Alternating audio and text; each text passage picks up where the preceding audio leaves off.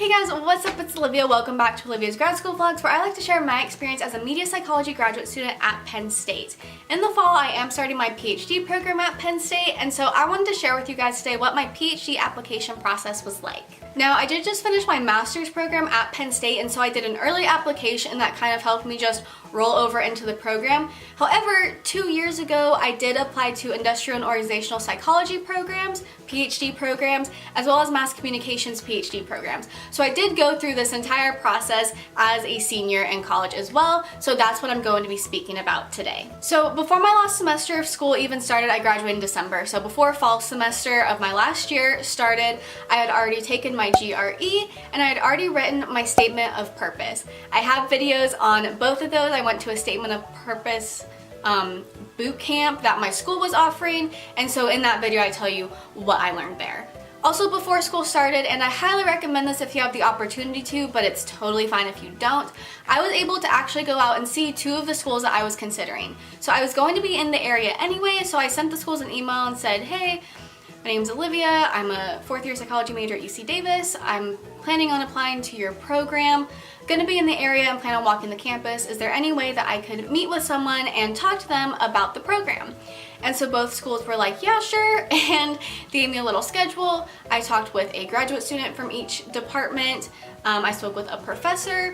One group took me to lunch, and it was really great to actually see, okay, what is this place like before I apply and commit, and it was really good because the place that had been my #1 choice, I ended up not even applying to. Again, if you can't do this, is fine because you will have an opportunity to see campuses before you commit, but I felt like it was a really good experience, so if you can, definitely go see places beforehand. So, school year starts, the very first thing I do is go to my 3 professors that I'm going to have do my letters of recommendation and ask them if they'll write my letters of rec. They say yes, and they told me, give us a little fact sheet about yourself, so your GPA, what courses of mine you've taken, what you plan on studying, and anything else that you think is vital that we know in a letter of recommendation. Now, my professor specifically said, do not send us the links until November, but there are some professors who will want you to send them the links in September or October as soon as applications are released. So ask your professor what they prefer. Now, a lot of the programs I was applying to had December 15th or December 30th application due dates. So during this first semester, I was tailoring my original statement of purpose to the other schools. I also emailed professors from the different schools, giving them a heads up that I was applying to their program. I was interested in working with them, and I thought their research looked really cool. Now, there is a certain way to email professors and a certain way to not email professors. I'm going to, down below, put a link to the 2 or 3, however many emails that I sent potential professors, and this is going off of a template that my lab group at the time had given us saying this is how you email professors in advance. Alright, now came down to the actual applying part. I opened up the applications the first or second week of November, and honestly you can open these as soon as they make your account as soon as they open in September or October, because the whole first part is just your demographics. So it's where do you live, what's your address, what schools have you been to, what's your GPA, and then you have to get your transcripts. This might be a very easy process. This might be the bane of your existence during this time. I still had time since I had opened it in November to get all of that stuff worked out, but if you want to start your applications earlier, you can totally do that as well. Something important to know, and I mentioned this in my 11 mistakes I made on my grad school apps, is make sure that you are applying to the correct program. So for example, I mentioned I applied to mass communications PhD programs. A lot of places also have communication PhD programs, and communication is different than communications. In fact, at my school, they're in completely different colleges, and I applied to the wrong one at first, so make sure you apply to the proper one. Now, once you have completed and submitted your applications, a couple different things might happen. So for one school, for Penn State actually, I had a Skype interview. No one else had a Skype interview, so I don't know if they were just unsure about my application or unsure why I applied to a PhD program instead of a master's program. But I had a Skype interview with them. They asked me why I was applying to the program, what I liked about it, what courses I would want to teach, and what I was interested in researching. That was the only school that I had a Skype interview for. This next step, end of January, February, March, is when you should start being contacted about open houses. So schools do it a couple of different ways. You might go to an open house as part of the interview process and then get your answer accepted, rejected, waitlisted. Or a school is going to accept, reject you, and if you're accepted, then they invite you to open house. That's how Michigan is, that's how Cornell is, but places like University of Tulsa for their IO department, or places like Penn State for Mass Comm, it's part of the interview process. So for University of Tulsa, where I was doing IO Psych, I got invited to an open house, and for Penn State, where I had applied Mass Comm, I was also invited to open house.